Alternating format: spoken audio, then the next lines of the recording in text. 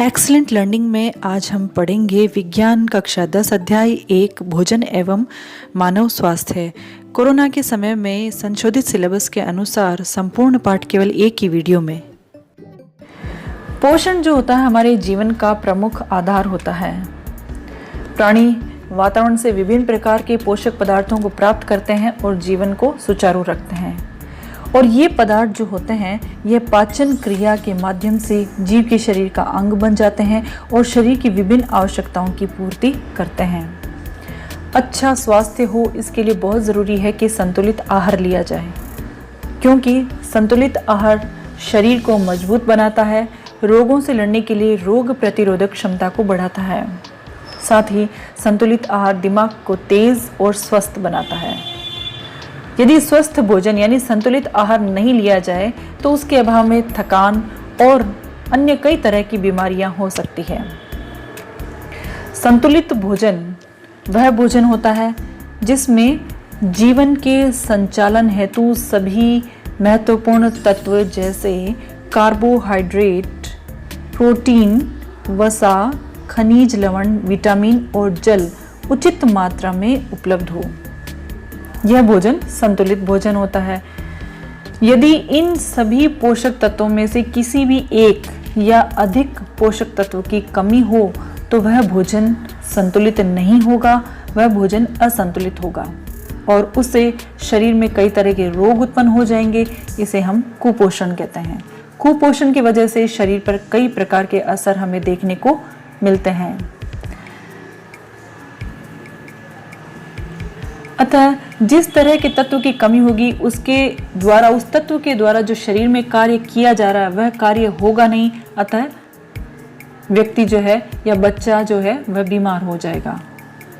संतुलित और असंतुलित भोजन। हमारे देश में कुपोषण का सबसे बड़ा कारण है लोगों को सभी पोषक तत्वों से युक्त संतुलित भोजन जो है वह पर्याप्त मात्रा में नहीं मिलता है। लेकिन इसके अलावा कई उदाहरण ऐसे भी आते हैं कि बुरी आदतों के कारण भी जो संतुलित भोजन यदि वे ले पा रहे हैं तो उसका समुचित उपयोग उनके शरीर के द्वारा नहीं हो पाता है और व्यक्ति कुपोषण जैसे ही लक्षण प्रकट करने लग जाता है।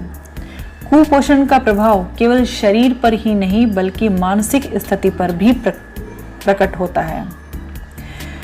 कुछ कुपोषण है जिसके प्रभावों की हम चर्चा इस अध्याय में करेंगे। सबसे पहले हम लेते हैं विटामिन कुपोषण। विटामिन भोजन का बहुत ही सूक्ष्म भाग होते हैं, लेकिन कार्य करने की दृष्टि में ये बेहद महत्वपूर्ण होते हैं। किसी भी एक या उससे अधिक विटामिन की कमी यदि हो जाती है तो उसके लक्षण भी स्पष्ट नजर आ जाते हैं। अब हम एक टेबल देखेंगे जिसके अंदर हम देखेंगे कि कौन से विटामिन की कमी से कौन सा रोग हो जाता है और उस रोग के क्या लक्षण होते हैं।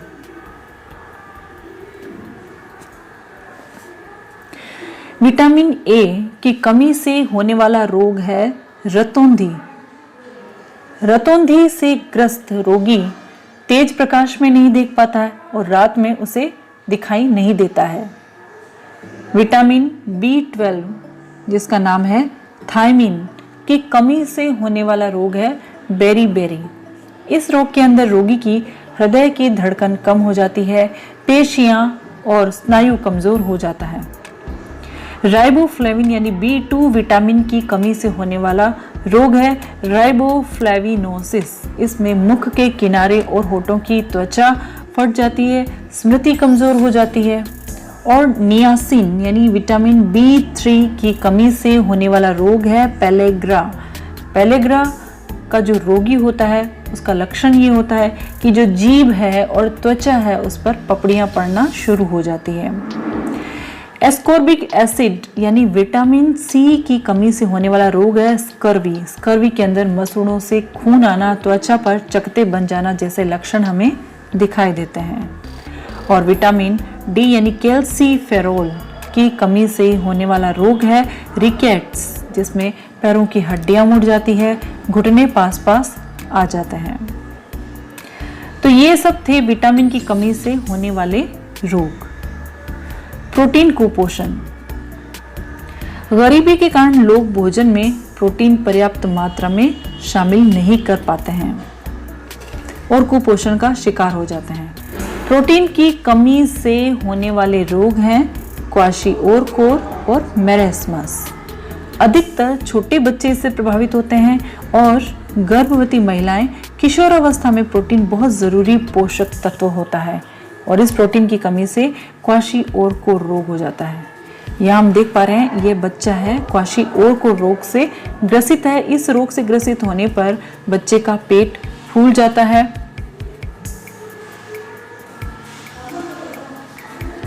उसे भूख कम लगती है, स्वभाव चिड़चिड़ा हो जाता है, त्वचा पीली, शुष्क, काली, धब्बेदार होकर के फटने लग जाती है। जब प्रोटीन के साथ पोषण में पर्याप्त ऊर्जा की कमी हो जाती है तो शरीर सूख कर दुर्बल हो जाता है, आंखें कांतिहीन हो जाती है और अंदर की तरफ धंस जाती है। इस स्थिति में इस रोग को हम मेरेस्मस रोग कहते हैं। तो प्रोटीन पोषक तत्वों की यदि कमी होती है तो दो प्रकार के रोग होते हैं, क्वाशीओरकोर और मेरेस्मस। अब आता है खनिज कुपोषण। खनिज कुपोषण, विभिन्न प्रकार के खनिज भी हमारे शरीर के संचालन में बहुत ही महत्वपूर्ण भूमिका निभाते हैं। इनकी कमी से शरीर में कई प्रकार के रोग उत्पन्न हो जाते हैं। लौह तत्व, रुधिर के हीमोग्लोबिन, हमारा जो रक्त होता है उसका हीमोग्लोबिन का एक महत्वपूर्ण भाग होता है। यदि इसकी कमी है तो रक्तहीनता के कारण चेहरा पीला पड़ जाता है। और यदि कैल्शियम की कमी, तो कैल्शियम जो होता है वह हमारी हड्डियों को मजबूत बनाता है, इसकी कमी होगी तो हड्डियां कमजोर होगी और भंगुर प्रकृति की यानी कि जल्द ही टूटने वाली हो जाती हैं।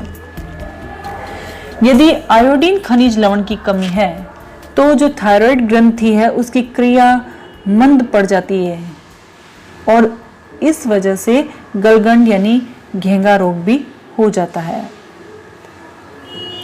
यहाँ हम इस टेबल में देखते हैं कि प्रमुख जो खनिज तत्व है उनकी क्या स्रोत हैं और उनके क्या कार्य हैं। सोडियम, सोडियम हमें सामान्य नमक से, मछली, मांस, अंडे, दूध से प्राप्त होता है और इसका प्रमुख कार्य होता है मांसपेशियों में संकुचन उत्पन्न करना, तंत्रिकीय आवेश संचरण करना, शरीर का विद्युत अपघटन और संतुलन बनाना।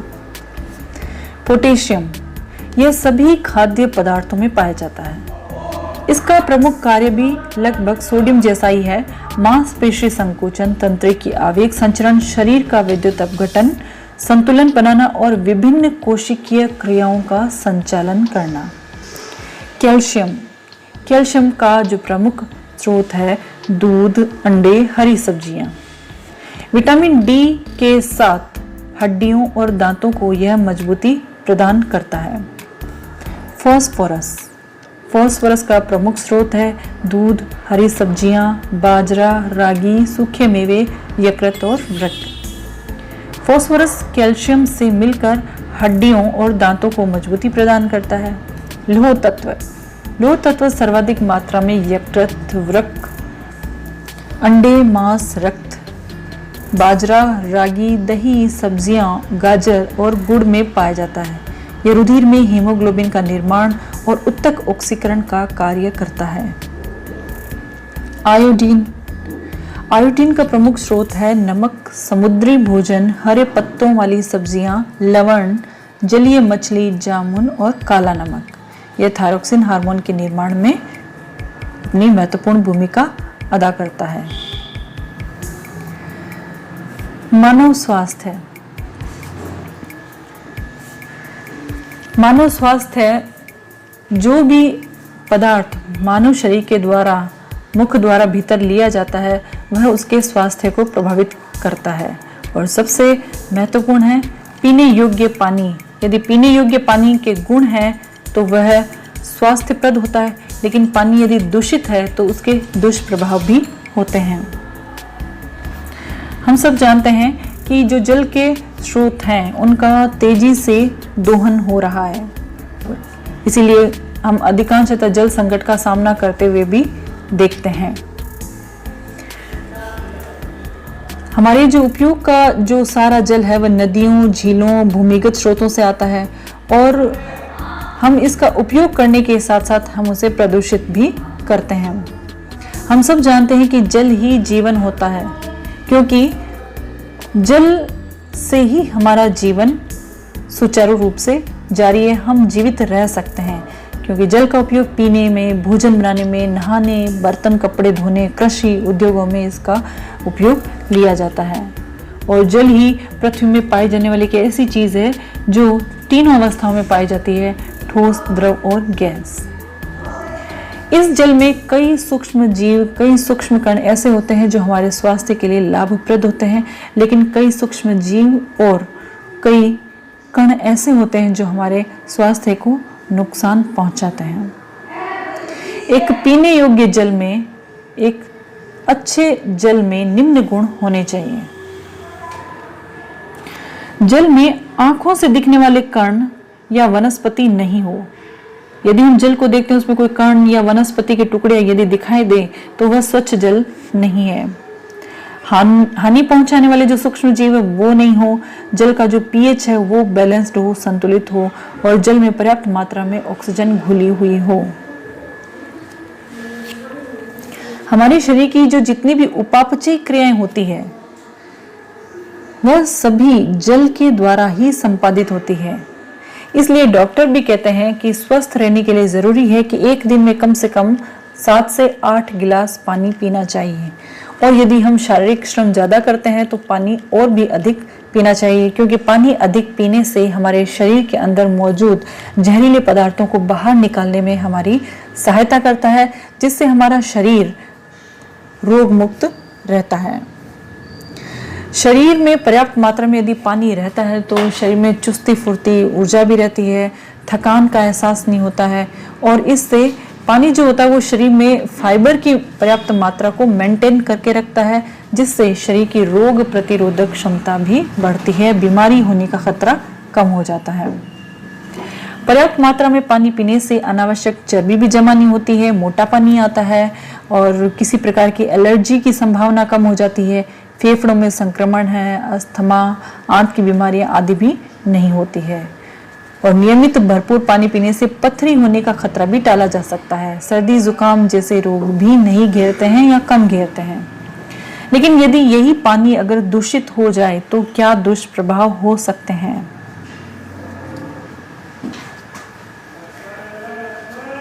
दूषित जल के दुष्प्रभाव इस तरीके से हैं। यदि पीने का पानी दूषित है तो कई बीमारियां चपेट में आ सकती है और ये जो बीमारियां होती है पानी के अंदर रहने वाले जो रोग कारक सूक्ष्म जीव होते हैं, सूक्ष्म कण होते हैं, उनके कारण होती है, जो हमारे पीने के पानी के साथ हमारे शरीर के अंदर चली जाती है और प्रवेश कर जाती है। और इसके अंदर विषाणु भी हो सकते हैं, जीवाणु, प्रोटोजोआ, कृमि भी प्रमुख रूप से हो सकते हैं और इनकी वजह से हमें हैजा, पेचिस जैसी बीमारियां आसानी से घेर सकती हैं। गंदे पानी से कई संक्रामक बीमारियां भी फैलती हैं, वायरल संक्रमण भी होते हैं। वायरल संक्रमण के कारण हेपेटाइटिस और फ्लू, कोलेरा, टाइफाइड, पीलिया जैसी खतरनाक बीमारियां होती है वायरल संक्रमण के कारण। और कृमि के कारण, कृमि का जो प्रमुख रोग कारक जीव होता है वह होता है ड्रैकनकुलस मेडिनेंसिस। यह कृमि, जिसे हम आम भाषा में राजस्थान में बाला या नारू रोग का कारण मानते हैं, नारू रोग कहते हैं उस रोग को। इसमें जो मादा कृमि होता है अपने अंडे हमेशा परपोषी के शरीर के बाहर जल में देती है और ऐसे यदि संदूषित जल का, प्रदूषित जल का उपयोग हम कर लेते हैं तो यह रोग फैल जाता है। हालांकि सन 2000 के पश्चात नारू उन्मूलन कार्यक्रमों के बाद ऐसा कोई रोगी नहीं पाया गया है, लेकिन इस रोग का पुनर्उद्भवन नहीं हो इसके लिए बहुत जरूरी है कि पानी को छानकर, उबालकर और ठंडा करके पीना चाहिए। नदी, तालाब जहाँ से हम पीने का पानी इस्तेमाल करते हैं वहाँ पर नहाना, कपड़े धोना मना होना चाहिए और समय समय पर इनकी सफाई भी होनी चाहिए, क्योंकि हम जानते हैं कि स्वच्छ जल है तो स्वस्थ कल है। मोटापा, ओबेसिटी, मोटापा वह स्थिति होती है जब अत्यधिक जो शारीरिक वसा होती है वो शरीर पर इस सीमा तक इकट्ठी हो जाती है कि वह स्वास्थ्य पर नकारात्मक हानिकारक प्रभाव डालने लग जाती है। यह संभावित आयु को भी घटा देती है और कई प्रकार के रोगों का कारण भी होती है। शरीर भार सूचकांक, जिसे हम बॉडी मास इंडेक्स BMI कहते हैं,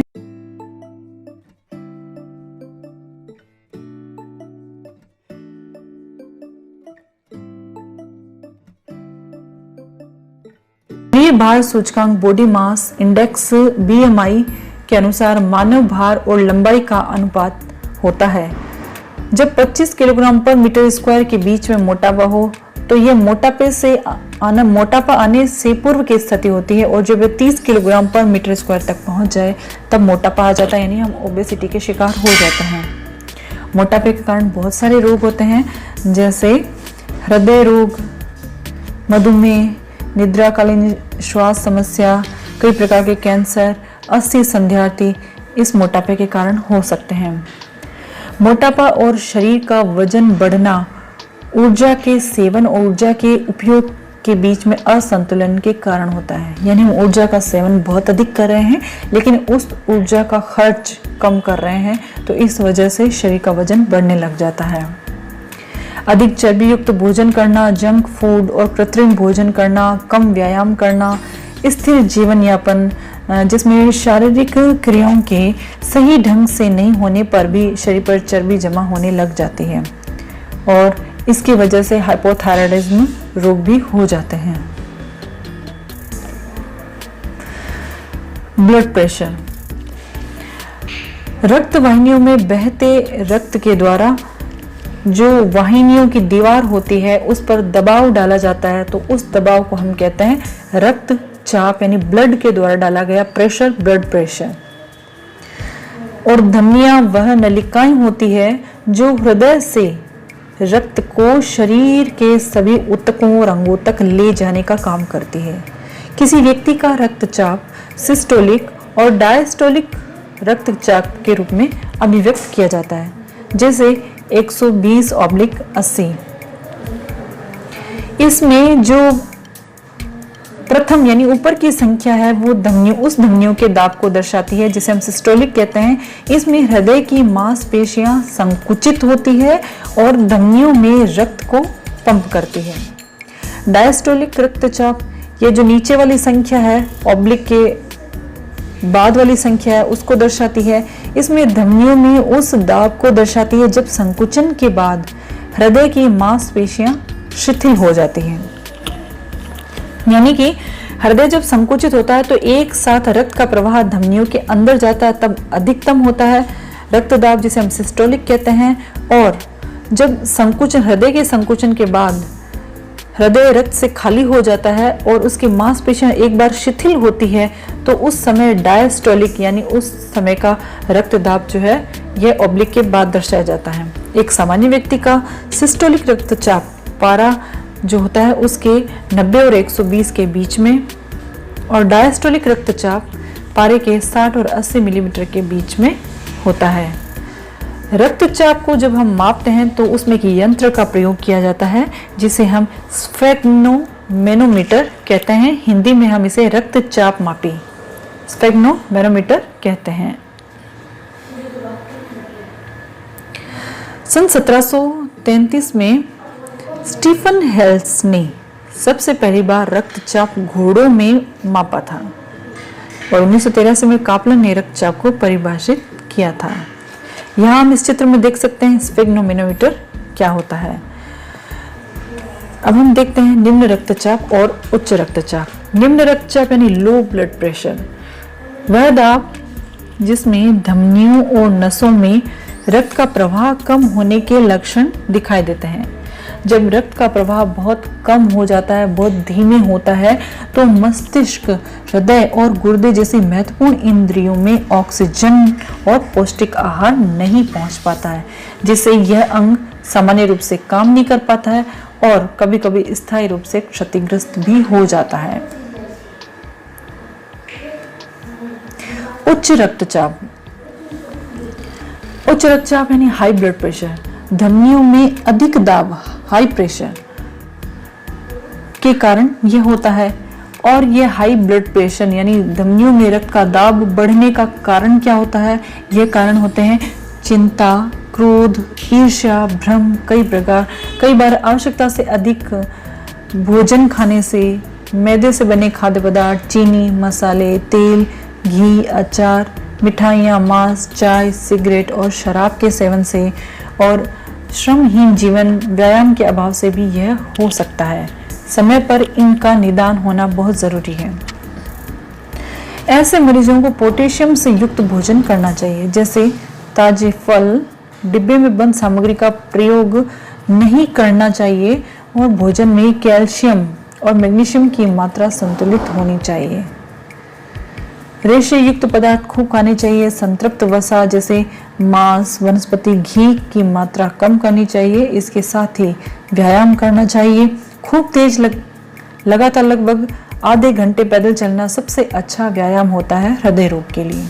इसके अलावा योग, ध्यान, प्राणायाम और धूम्रपान, मदिरापान भी नहीं करना चाहिए। नशीले पदार्थ,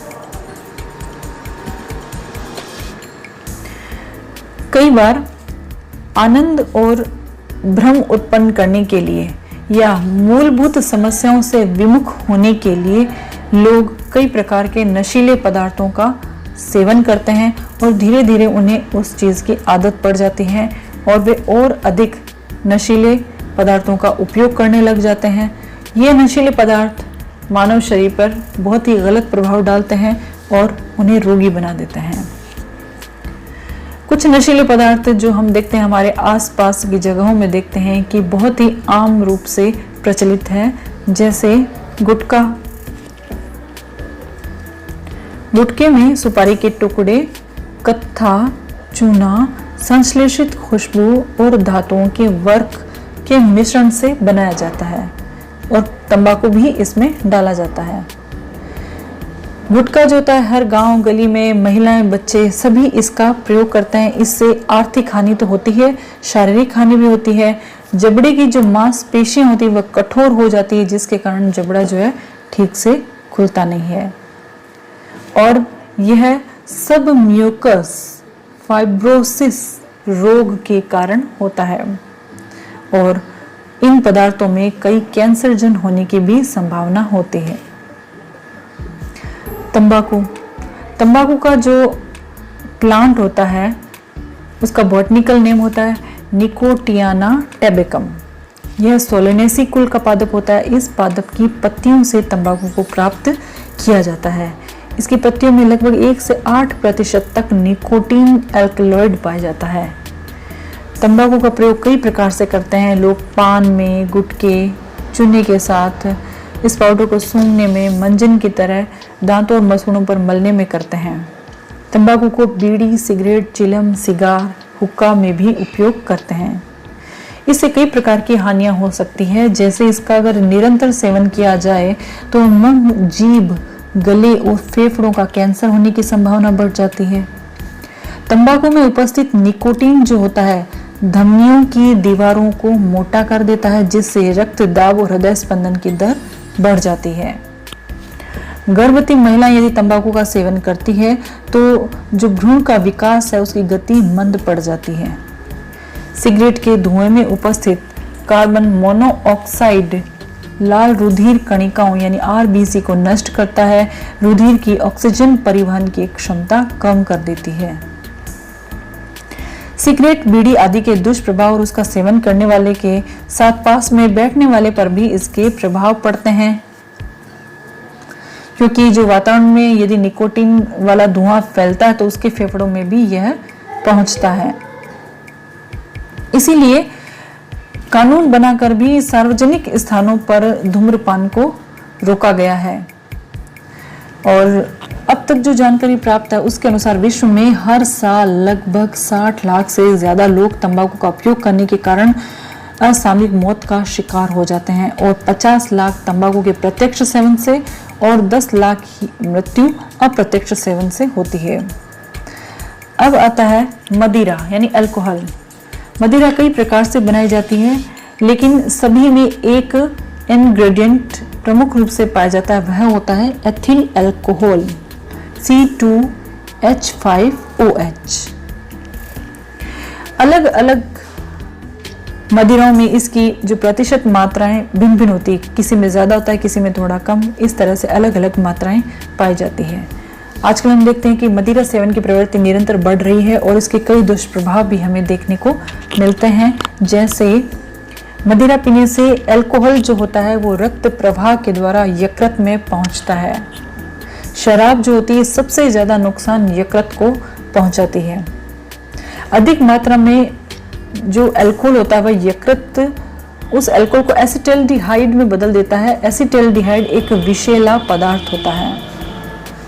अल्कोहल के प्रभाव से व्यक्ति के शरीर का सामंजस्य और नियंत्रण कमजोर हो जाता है, जिससे उसकी कार्य क्षमता क्षीण होती है, दुर्घटना की संभावना बढ़ जाती है। अल्कोहल की वजह से स्मरण क्षमता में भी कमी आती है, नर्वस सिस्टम प्रभावित होता है और साथ ही इसके प्रभाव से वसीय यकृत रोग, जिसे हम फैटी लीवर कहते हैं, वह रोग भी हो जाता है, जिससे प्रोटीन और कार्बोहाइड्रेट संश्लेषण पर प्रभाव पड़ता है। साथ ही व्यक्ति की आर्थिक स्थिति कमजोर हो जाती है, सामाजिक प्रतिष्ठा भी प्रभावित होती है। अफीम का पादप पेपेवर सोम्निफेरम के कच्चे फल से जो प्राप्त दूध होता है उसको सुखाने से बनता है। यानी हमें अफीम पेपेवर सोम्निफेरम प्लांट का जो कच्चा फल होता है उससे निकले हुए दूध को सुखाने से प्राप्त होता है। इसके दूध में लगभग 30 प्रकार के एल्कलॉइड पाए जाते हैं। इनमें से मॉर्फिन, कोडीन, निकोटीन, सोम्निफेरिन, पेपेवरिन प्रमुख है। मॉर्फिन और कोडीन का प्रयोग तो दर्द निवारक यानी पेन किलर के रूप में भी किया जाता है मेडिसिन के अंदर। इस कारण इसकी खेती भी की जाती है। शांति और आनंद की अनुभूति प्राप्त करने के लिए अफीम और उससे बने हुए नशीले पदार्थ हेरोइन का उपयोग कई लोगों के द्वारा किया जाता है। जब लोगों के सामने समस्या होती है, वह उसका मुकाबला नहीं कर सकते हैं, तो उससे दूर भागकर शांति और आनंद की अनुभूति करने के लिए वह ऐसे पदार्थ लेते हैं। और ग्रामीण क्षेत्रों में हम देखते हैं कि कोई खुशी की बात हो या कोई गम की बात हो, तब भी इसे परोसा जाता है, इसकी मनुहार की जाती है। ग्रामीण क्षेत्रों में कई बार माताएं अपने छोटे बच्चों को सुलाने के लिए भी अफीम खिला देती है, जिससे बच्चे कई कई घंटों तक सोए हुए रहते हैं। धीरे धीरे वह उसका आदी हो जाता है। शुरुआत में कम मात्रा ली जाती है, लेकिन बाद में मात्रा बढ़ाने में मजबूर हो जाते हैं। अफीम की डोडे यानी फल बित्ती उबाल करके पीने की लत भी बहुत से लोगों में होती है। इसकी वजह से प्रतिरोधक क्षमता कमजोर हो जाती है, व्यक्ति बार बार बीमार रहने लगता है और अंत में असामयिक मृत्यु हो जाती है। कुछ दूसरे नशीले पदार्थ जैसे कोकीन, भांग, चरस, गांजा, हशीश, LSD, लाइसर्जिक एसिड, डाइथाइलएमाइड आदि पदार्थ भी ऐसे हैं जो मादक पदार्थ के रूप में बहुत प्रचलित हैं और युवा इनका प्रयोग करते हैं, जिसकी वजह से इस दुष्प्रभाव की वजह से परिवार भी टूटते हैं, अपराध प्रवृत्ति बढ़ती है, शारीरिक मानसिक कमजोरी और उनसे संबंधित रोगों के वे शिकार भी हो जाते हैं। दवाओं का दुरुपयोग। दक्षिण एशिया में जो मादक पदार्थों की मांग है उसमें एक सर्वेक्षण किया गया, जिसके अंदर हमारे देश भारत में नशा करने वालों में से लगभग 42% लोग शराब, 20% अफीम, 30% हेरोइन, 6% गांजा और 18% से अधिक लोग अन्य प्रकार के नशे करते हैं। डॉक्टर जब मेडिसिन लिखता है तो उसमें जो दवाएं होती है उसमें भी कुछ नशीले पदार्थ पाए जाते हैं, जैसे मॉर्फिन, पैथेडीन, ब्यूप्रीनफ्रेन, प्रोपोक्सिफिन, नाइट्राजिपाम, डाइजिपाम। इसका दुरुपयोग भी नशे के लिए बढ़ा है। स्मैक का प्रयोग भी नशे के लिए किया जाता है। पंजाब, राजस्थान, मध्य प्रदेश, उत्तर प्रदेश, गुजरात में अफीम के पारंपरिक सेवन तो होते ही हैं, पूर्वोत्तर राज्यों में हेरोइन का इंजेक्शन भी लिया जाता है। बच्चे नशे के लिए थिनर यानी एसीटोन, पेट्रोल, सॉल्वेंट, ऑयल और गैर परंपरागत पदार्थों का प्रयोग भी करते हैं। जो बच्चे सड़कों पर पलते हैं वे नशीली दवाओं और शराब के लत के आसानी से शिकार हो जाते हैं और जूता चिपकाने का जो गोंद है, करेक्शन फ्लूइड, स्प्रे पेंट है, नेल पॉलिश, रबर सीमेंट, सूखे इरेजर, मार्कर, गैसोलीन में मौजूद पदार्थों को सांस के साथ अपने शरीर में लेते हैं। जब नशा किया जाता है तो जिंदगी की सच्चाई और भूख से बेखबर होने का प्रयास करने वाले बच्चे डरावने सपने, फेफड़ों में सूजन, गुर्दे की खराबी, कभी नहीं ठीक होने वाले मानसिक क्षति जैसी ये शारीरिक और मानसिक समस्या अनजाने में मोल ले लेते हैं। खाद्य पदार्थों में मिलावट के दुष्प्रभाव। आजकल हम देखते हैं कि बाजार में मिलने वाली हर चीज में कुछ न कुछ मिलावट जरूर होती है। जन सामान्य की सामान्य चिंता भी यह स्वाभाविक है कि मिलावट का जो कहर है सबसे ज्यादा रोजमर्रा की जरूरत की चीजों में पड़ रहा है। हमारे देश में हम देखते हैं कि मिलावटी जो खाद्य पदार्थों की भरमार हो गई है। आजकल नकली दूध, घी, तेल, चाय पत्ती, मसाले धड़ल्ले से बिक रहे हैं और यदि इन्हें कोई खा करके बीमार पड़ जाता है तो हालत और भी खराब हो जाती है, क्योंकि जो जीवन रक्षक दवाइयां हम लेते हैं वे भी नकली। एक अनुमान लगाया गया है कि लगभग 30 से 40% सामान में मिलावट होती है। मिलावट की वस्तुओं को यदि हम गौर से देखते हैं तो मिलावटी सामान का निर्माण करने वाले लोग बड़ी चालाकी से हमारी आंखों में धूल झोंक करके मिलावट करते हैं और हमें पता भी नहीं चलता है। कोल्ड ड्रिंक्स बहुत चर्चित है, बहुत ही ज़्यादा यूज़ किया जाता है। तो कोल्ड ड्रिंक के अंदर जो तत्व मिलाए जाते हैं उसका कोई मानक निर्धारित नहीं होता है। इसमें कितनी तत्वों की मात्रा, कितने तत्व होने चाहिए, कितनी मात्रा होनी चाहिए, इसकी जानकारी सरकार तक को भी नहीं है। कोल्ड ड्रिंक में पाए जाने वाला लिंडेन, DDT, मेलेथियन और क्लोरपाइरिफॉस कैंसर, स्नायु, प्रजनन संबंधी बीमारी और प्रतिरक्षा तंत्र में खराबी के लिए जिम्मेदार माना जाता है। कोल्ड ड्रिंक्स के निर्माण के समय इनमें फॉस्फोरिक अम्ल डाल दिया जाता है। यह फॉस्फोरिक अम्ल जो कोल्ड ड्रिंक में होता है दांतों पर सीधा प्रभाव डालता है। इसके अलावा इसमें लोहे को गलाने की क्षमता भी होती है। तो हम सोच सकते हैं कि हमारे भीतर ये किस प्रकार से हमें बीमार करता है। इसी तरह इसमें जो मिला हुआ एथिलीन ग्लाइकोल होता है, यह रसायन पानी को 0 डिग्री तक जमने नहीं देता है। इसे आम भाषा में मीठा जहर भी कहते हैं। इसी तरह से बोरिक, एरिथॉर्बिक और बेंजोइल अम्ल मिलकर कोल्ड ड्रिंक्स की अति अम्लता यानी उसकी एसिडिटी बढ़ा देते हैं, जैसे पेट में जलन, खट्टे डकारे, एसिडिटी, दिमाग में सनसनी, चिड़चिड़ापन, हड्डियों के विकास में अवरोध उत्पन्न होता है। कोल्ड ड्रिंक के अंदर 0.4 ppS सीसा डाला जाता है जो स्नायु, मस्तिष्क, गुर्दा, लीवर, मांसपेशियों के लिए बेहद घातक होता है। इसके अंदर मिला हुआ कैफीन अनिद्रा और सिर दर्द का कारण होता है। आजकल दूध भी हम देखते हैं कि वह भी स्वास्थ्यप्रद नहीं है, उसमें भी मिलावट की जाती है। दूध में urea, detergent, soda, poster colour, refined तेल मिलाए जाते हैं। यूपी में स्वास्थ्य विभाग की जांच में एक चौंकाने वाला आंकड़ा भी सामने आया कि राज्य के 25% लोग घटिया, मिलावटी, हानिकारक दूध पी रहे हैं। बाजार में उपलब्ध जो खाद्य तेल, घी की हालत खराब है।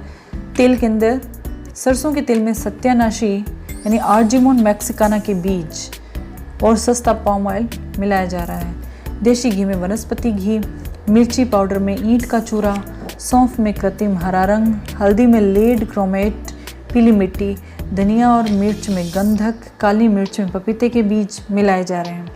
और फल और सब्जियों में भी चटक रंग के लिए रासायनिक इंजेक्शन दिए जा रहे हैं। ताज़ा दिखने के लिए उसमें लेड और कॉपर विलियन का छिड़काव किया जाता है। सफ़ेदी के लिए गोभी पर सिल्वर नाइट्रेट का छिड़काव किया जा रहा है। चना और अरहर की दाल में खंसारी दाल, बेसन में मक्के का आटा, दाल चावल पर बनावटी रंगों की पॉलिश की जा रही है। मिठाइयों में ऐसे रंगों का प्रयोग भी हो रहा है जिससे कैंसर का खतरा रहता है और DNA तक में विकृति आ सकती है। नकली मावा आ रहा है। दवाओं में मिलावट तो सभी सीमाओं को पार कर गई है और इसका अंदाज़ा हम इसी बात से लगा सकते हैं कि दवाइयों की समस्या और औषधि विनिमय पर गठित एक माशेलकर समिति है। दवाइयों की समस्या और औषधि विनिमय पर गठित की गई यह समिति है माशेलकर समिति। इसने नकली दवाओं का धंधे करने वालों को मृत्यु दंड देने तक की भी सिफारिश की है। अब प्रश्न ये उठता है कि इस महारोग में निपटने में कानूनी रूप से क्या प्रावधान हो सकते हैं, कानूनी रूप से क्या एक्शन लिए जा सकते हैं। तो भारत में मुख्य कानून 1954 का है खाद्य पदार्थ अल्प मिश्रण निषेध अधिनियम PFA। इस कानून का नियम 65 खाद्य पदार्थों में कीटनाशकों मिलावटों का नियमन करता है, लेकिन यह नियम दोषी लोगों को सजा दिलाने में नाकाम साबित हो रहा है, जिससे ये लोग पकड़े जाते हैं लेकिन वापस छूट करके उसी धंधे में लग जाते हैं। इस प्रकार से सरकार और आम नागरिक सजग रह करके चाहें तो मिलावट को रोका जा सकता है। तो यह था हमारा विज्ञान का प्रथम अध्याय, जिसमें हमने विस्तृत रूप से अध्ययन किया और समझा। अब हम नेक्स्ट चैप्टर पढ़ेंगे अगले वीडियो में। तब तक इस चैप्टर को आप पुनः पढ़ें और इससे जो संबंधित प्रश्न हैं उनको हल करने का प्रयास करें।